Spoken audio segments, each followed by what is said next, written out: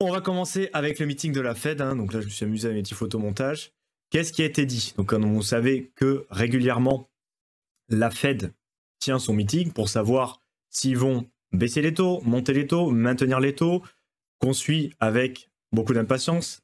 Référez-vous au dernier live où on avait vu pourquoi, notamment les hausses, baisse des taux de la Fed, le pivot de la Fed, pourquoi ça a de l'importance, pourquoi aussi c'est pas forcément super bullish sur le moment. On a vu qu'à court terme, un pivot, c'est en général qu'il y a une raison de le faire, et donc potentiellement une période de récession qui peut être assez courte. On peut parler par exemple de quelques mois, voire plusieurs années dans le pire des cas, mais on avait fait cette distinction. Donc si vous ne l'avez pas vu, allez voir le live de la semaine dernière où on parle taux d'intérêt, obligations d'État, rendement, inversion de courbe, rendement 10 ans, 2 ans pour financement des États. C'est quelque chose qui peut vous aider à voir ce qu'on va voir aujourd'hui, parce que pour le coup, on va partir de cette news de la Fed et on va arriver à l'utilité de Bitcoin, tout simplement, en comprenant en fait pourquoi ça peut être important, les annonces qui ont été faites, et toucher un peu la monnaie en fait. Pourquoi Bitcoin a de la valeur, tout simplement. Donc on va aller voir carrément ce qui a été dit. Donc là, vous avez le site de la Fed, federalreserve.gov. Vous avez les meetings de l'historique. Et vous avez le meeting de janvier. Et vous avez le meeting de mars, donc 18 et 19. Vous pouvez télécharger le PDF. Moi, c'est ce que j'ai fait. Et vous pouvez regarder ce qui a été dit. En fait, c'est le compte-rendu de la réunion. Il y a aussi un direct, il me semble, Jérôme Powell, vous pouvez le regarder. Dans tous les cas, en résumé, ce qui a été dit, il n'y a pas de baisse des taux. Ils vont maintenir les taux. Donc ça, pour l'instant, ça n'a pas bougé. Par contre, ce qu'ils vont faire, donc le mois prochain, très bientôt, en avril, ils vont ralentir la cadence au niveau des sécurités. Donc après, là, c'est en anglais, on va aller le voir en français après, mais ils vont tout simplement arrêter de laisser expirer les obligations du Trésor d'État. Donc c'est pour ça que c'est important d'aller voir le live de la semaine dernière pour voir ce que c'est ces obligations, comment les États se financent avec les bons d'État, tout ce qui est le marché obligataire et les taux d'intérêt et comment ça fonctionne dans l'ensemble. Mais dans tous les cas, on sait que la Fed détient et achète ces taux, ces obligations d'État et va comme ça réguler sa politique monétaire, non en étant soit dans une période plutôt de réduction des liquidités, ce qu'on est encore en ce moment, donc le quantitative tightening, le fait de réduire les liquidités sur le marché. On va aller voir comment ça s'articule aussi avec les banques commerciales, vos banques à vous, mais aussi les banques d'investissement, parce qu'il y a vraiment cette étape entre États qui émettent les obligations, les banques commerciales qui peuvent les acheter, et la Fed aussi qui va acheter aux banques commerciales. Donc on va aller voir ce que ça implique aussi au niveau de l'argent et de la valeur. Mais dans tous les cas, jusqu'à présent, en fait, ils laissaient expirer jusqu'à 25 milliards par mois d'obligations, donc ils ne renouvelleraient pas. Et maintenant, ils vont baisser de 20 millions, en fait, ils vont en racheter. On va aller voir ce que ça implique après. Donc, ils vont en fait, ils n'ont pas arrêté le quantitative tightening, mais ils vont quand même le ralentir fortement sur la partie obligataire et sur la partie dette liée à l'immobilier, un mortgage backed securities, donc c'est tout ce qui va être lié à de la dette immobilière. Ça, par contre, ils n'y touchent pas. Parce que, qu'est-ce qu'on avait vu aussi, le mandat de la Fed, c'est supporter au maximum l'emploi et avoir une inflation qui est au-dessous des 2%. On a aussi Jérôme Powell dans la conférence qui a dit que l'impact des tarifs, c'était très difficile à évaluer. Il y en a beaucoup qui disent il va y avoir beaucoup d'inflation. Il y en a d'autres qui disent bon, au final, ça peut être temporaire. On ne sait même pas si ça va être vraiment mis en place. Donc, la Fed, comme nous tous, ils sont un peu dans qu'est-ce qui va se passer, on ne sait pas trop. C'est très difficile. Le chairman Jérôme Powell l'a dit explicitement. Donc, on ne sait pas trop. Donc, dans le doute, on touche pas au taux d'intérêt. On verra au prochain meeting. N'empêche que il va y avoir, qu'est-ce que ça veut dire cette réduction au final de ces avoirs. Donc au final, ils vont ralentir le rythme auquel ils réduisent la liquidité dans le marché, c'est-à-dire le plafond mensuel de rachat des bons du Trésor américain. Donc ils achètent des bons à 2, à 5, à 10 ans, à 30 ans du Trésor américain. Il va passer de 25 à 5 milliards. Ils vont arrêter de laisser expirer ces bons du Trésor. Bon, les prêts hypothécaires, comme on l'a vu, ils s'y touchent pas. Et donc, tout ça pour dire que ça ralentit en fait sa politique de réduction de son portefeuille. Donc c'est une forme de politique monétaire un peu moins restrictive. Donc on n'est pas sur du quantitative easing. Attention, on n'est pas sur les vannes sont ouvertes et tout. Mais on est sur, on va réduire un peu moins la liquidité. Ce qui vise probablement à soutenir l'économie sans relancer l'inflation. Vous l'avez vu dimanche dernier, on l'a évoqué. Le but, c'est quand même, son mandat, l'emploi, l'inflation. Donc regardez un peu ces deux données. Donc on avait vu aussi qu'on pouvait faire une sorte de quantitative easing sur les obligations long terme et pas sur le court terme pour essayer de moduler un peu cette gestion de l'économie, non, sans forcément injecter beaucoup de liquidités, ce qui pourrait créer de l'inflation, mais tout en quand même incitant le développement d'économies plutôt à long terme, notamment les entreprises les stimuler parce qu'on sait que les taux d'intérêt à 10-15 ans, c'est plutôt ça qui drive les investissements et que s'il y a un peu de visibilité là-dessus ou que c'est moins strict, ça stimule l'économie sans pour autant impacter l'inflation, même si c'est pas une science exacte. On est d'accord, hein, des fois ils sont un peu à contre-temps, la Fed, ils ont tendance des fois à réagir un peu tard, mais ils essaient, avec les données qu'ils ont, de faire ce qu'ils peuvent, quoi. Donc au final, la Fed, et on va aller voir après comment ça s'articule avec les banques commerciales au final, parce que c'est pas juste la Banque centrale et l'État, il y a la Banque centrale, les banques commerciales, vos banques à vous, et l'État. Et au final, l'actif et le passif de tous ces entités, c'est pas exactement la même chose, et c'est même l'inverse. On va aller voir après. Donc au final, la Fed, on l'a vu, détient des bons du trésor. Quand c'est du quantitative easing, ils vont en acheter énormément. Et au contraire, quand ils sont plutôt dans une période de restriction, quand ils arrivent à échéance, c'est des bons à 2 ans, à 5 ans, à 10 ans, hein, comment les États se financent avec des taux plus ou moins intéressants sur le long terme, ils vont arriver à échéance. Donc vous avez, on est en 2025, en mars 2025, donc si vous avez acheté en mars 2015 votre bon d'État à 10 ans, vous avez reçu des rendements normalement qui correspondent au taux d'intérêt.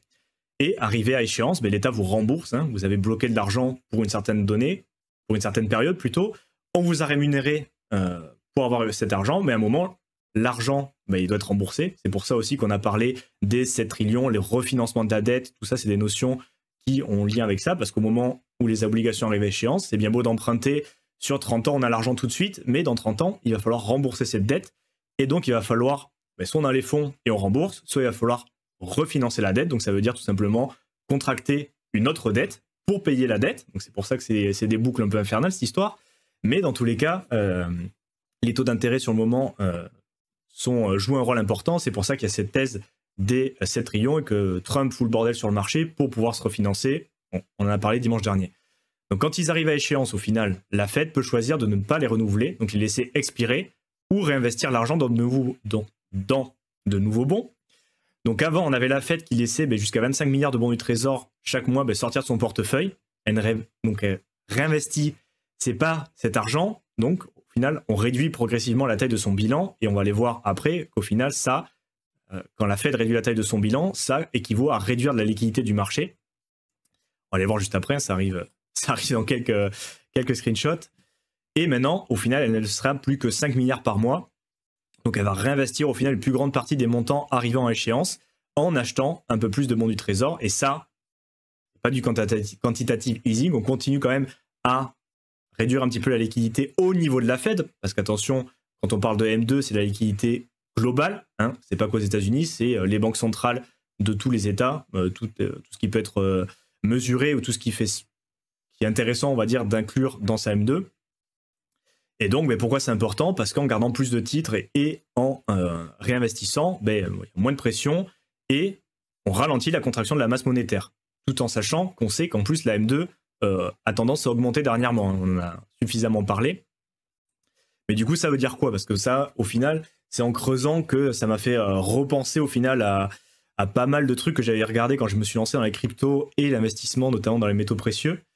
Donc là, j'ai ressorti par exemple, je ne sais pas si vous l'avez lu, mais si vous êtes... peut-être que vous connaissez d'ailleurs, comment il s'appelle? Mike Maloney? Mike Maloney, donc gros gold bug qui investit que sur l'or, comme Peter Schiff ou Jim Rickards, enfin des gens comme ça, peut-être que vous le suivez si vous étiez dans l'or, et sur le bilan de la Fed, tout ce qui est actif monétaire, comment, qu'est-ce qu'une vraie valeur, qu'est-ce qu'une vraie monnaie, hein, c'est son créneau lui, qu'est-ce qu'une monnaie, on fera le lien avec le FMI après. Mais dans tous les cas, on va aller voir le bilan de la Fed. Donc, pourquoi on a des actifs et des passifs. Donc là, c'est rappel des cours de compta pour ceux qui en a eu, non? Donc on a une colonne actif, une colonne passif pour la réserve fédérale, mais comme toute entreprise, comme toute entité où il y a de l'argent qui circule, il y a une compta, donc il y a une colonne passif, une colonne actif. Sauf que la Fed, c'est un peu spécial, hein, tout ce qui est banque centrale. Et là, on parle de Fed, on parle États-Unis, mais ça vaut aussi pour la Banque de France, la Banque centrale européenne. Hein, c'est la même chose. Il y a une banque centrale, des banques commerciales et l'État. Et tout ce petit monde fait un écosystème qui va participer chacun de son côté aux politiques monétaires au final. Donc les actifs de la Fed, c'est quoi? C'est les bons du Trésor, donc les dettes émises par l'État américain. Encore une fois, vous pouvez remplacer Fed, Trésor US par France ou Europe si ça vous chante. Hein. Donc elle va en acheter pour injecter de la liquidité dans l'économie. Donc quantitative easing, c'est vraiment non seulement on va tout racheter, mais on va en racheter encore plus. Donc on va créer de l'argent de nulle part pour acheter des bons du Trésor ou des mortgage-backed security, donc les prêts, les fameux, la crise des subprimes, en fait, c'est de la dette, mais du coup immobilière. Donc elle aussi a des crédits immobiliers, souvent achetés dans les périodes de quantitative easing, hein, tout simplement pour relancer de la liquidité, et parfois des prêts aux banques. Et du coup, pour acheter ces actifs, on est d'accord, la Banque centrale, c'est la seule unité dans le monde qui peut faire ça. Elle crée de l'argent, elle crée de la monnaie de nulle part. En fait, elle fait apparaître cette monnaie pour pouvoir acheter ces actifs, ce qui va augmenter la liquidité dans le système. C'est pour ça aussi qu'on a beaucoup d'inflation, parce que la liquidité, en fait, les euros, ils sont dilués, ils sont créés de nulle part, ex nihilo. Et donc, ils vont servir à acheter des bons du Trésor, des MBS, donc mortgage-backed securities, qui vont servir à émettre de la liquidité dans le système. Et ça fait partie aussi la M2 pour comme ça, vous faites le lien entre la liquidité, d'où ça vient. Et par contre, les passifs de la Fed, ce qu'elle doit, hein, les passifs, ce que vous devez quand vous avez une entreprise, hein, l'argent en circulation, donc au final, notre argent, ce qu'on a, les pièces, les billets, c'est un passif de la Banque centrale, parce que l'AMI, donc du coup, elle vous les doit, elle doit assurer cette valeur aussi. Les réserves des banques commerciales, et ça on va voir après les actifs passifs, parce que les banques commerciales elles vont déposer de l'argent à la Fed, avec les lois, notamment Bâle en Europe, vous savez qu'il y a, après la crise des subprimes, il y a une garantie obligatoire, non? Elles ne peuvent plus prêter 100% de l'argent et avoir aucune réserve, parce qu'on sait que si les gens veulent retirer de l'argent, et s'il y a une panique, ça peut vite devenir la merde, hein, comme en Grèce ou au Liban, par exemple, où les gens ne peuvent plus retirer leur argent. À un moment donné, alors, la Grèce, c'est fini, le Liban, je ne sais plus où ils en sont, mais il y a eu une période un peu chaude où, en fait, tu te remènes à ta banque et il n'y a plus de réserve, donc tu ne peux pas retirer ton argent, même si sur l'application, tu vois que normalement, tu as de l'argent encore. Donc ça, les réserves des banques commerciales et l'argent en circulation, alors que ce soit virtuel ou physique, on est d'accord, hein, c'est des passifs au bilan de la Fed. Et du coup, quand elle crée de la monnaie, la Fed, on a vu soit la monnaie physique, soit les monnaies centrales, mais au final, c'est quand même une promesse de valeur. Donc les gens peuvent l'utiliser pour acheter des choses ou l'échanger contre des actifs. Elle a donc une obligation implicite envers les détenteurs de cette monnaie. On est d'accord quand on parle de fiat. La monnaie, on peut encore en discuter, mais dans tous les cas, une fiat, c'est tout simplement une monnaie qui est légalement en vigueur dans un État, dans une zone géographique. En France, la seule monnaie légale, c'est l'euro. Donc, exemple concret, si on a un billet de 20 €, on détient une créance à la Fed.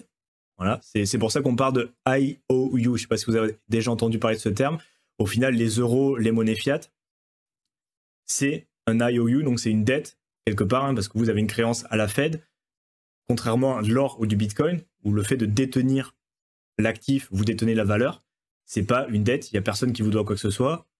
Ce qui n'est pas le cas des euros et des monnaies fiat comme le dollar aussi en général, où pour le coup, tout argent, c'est une créance envers la Fed, non, c'est un passif à l'actif de la Fed, donc c'est un IOU, donc la Fed, c'est un passif pour elle, et la Fed doit honorer la valeur de cette monnaie parce qu'elle est responsable légale que les gens au final, ont confiance à la monnaie, parce qu'on est d'accord que le bout de papier ou les chiffres sur le compte, ça n'a pas de valeur, c'est pas comme pas comme de l'or où juste le fait de le détenir, ça a vraiment de la valeur.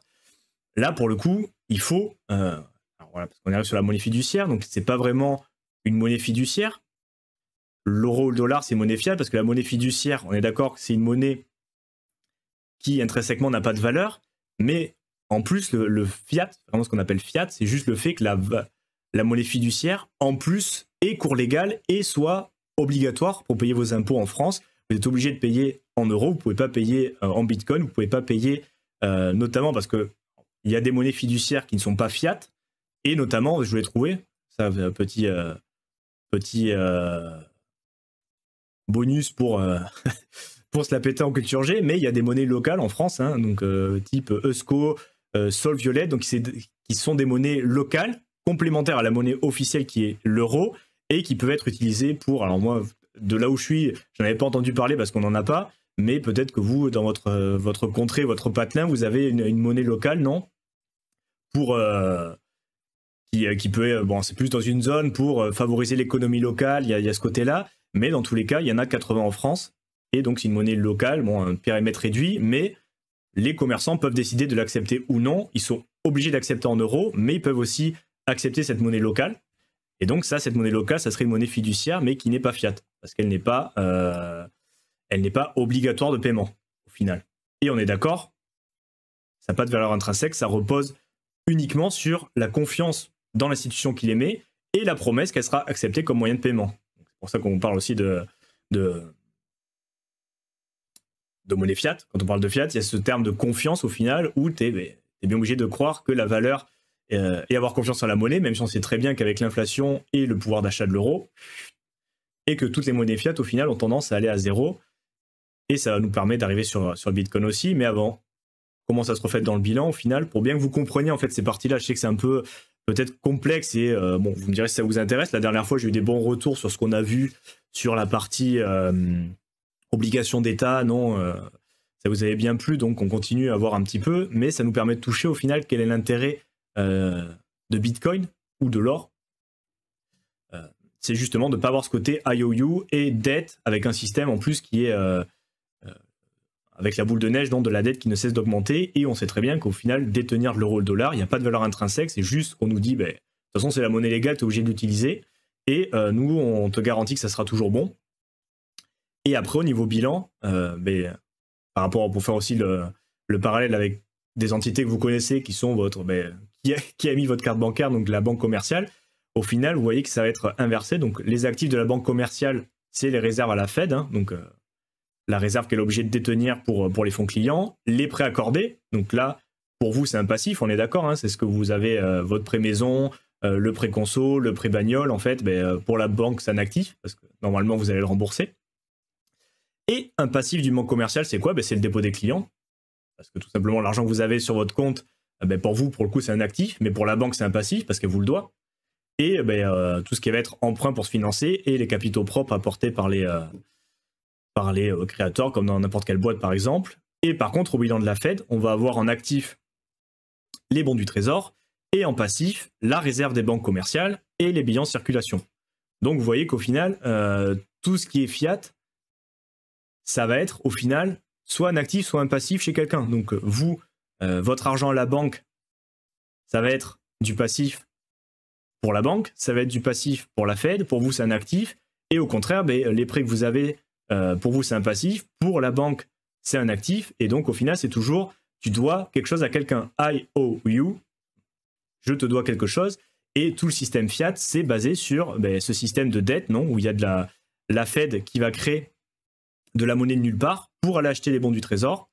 Les banques commerciales, qui va injecter de la liquidité dans le système. Les banques commerciales, elles vont faire des opérations aussi, et au final, ça va arriver jusqu'à vous avec cette liquidité que vous avez déposée, mais dans tous les cas, il y a toujours cette notion de dette, en fait. C'est basé sur la dette. C'est pour ça que Michael Maloney, vous avez toute une série sur YouTube qui l'explique très bien, et mieux que moi, très certainement, où en fait, on avec des graphiques, c'est joli, l'inflation, mais ça vous permet de comprendre au final que tout le système fiat, en fait, c'est basé sur de la dette, et on sait très bien, pour faire le lien avec ce qu'on a vu, que ça n'arrête pas d'augmenter, il y a toujours plus de dettes par rapport au PIB, on est obligé de se refinancer à des taux toujours plus importants, donc au bout d'un moment ça devrait péter, ça tient toujours, mais on voit vraiment en fait le parallèle, plutôt le contraire avec Bitcoin, parce que là pour le coup on a vu le système fiat et on est parti de la news de la Fed qui allait baisser de 25 à 5 milliards le taux d'expiration des obligations d'État, mais il y a toujours ce côté aucune valeur intrinsèque, alors que le fait de détenir de l'or ou du Bitcoin, vous avez de la valeur en fait. Vous devez une dette à personne, juste le fait de détenir cet actif, vous avez de la valeur, et donc on voit bien à quoi ça peut servir en fait. Parce que tout le système, il est basé sur de la dette.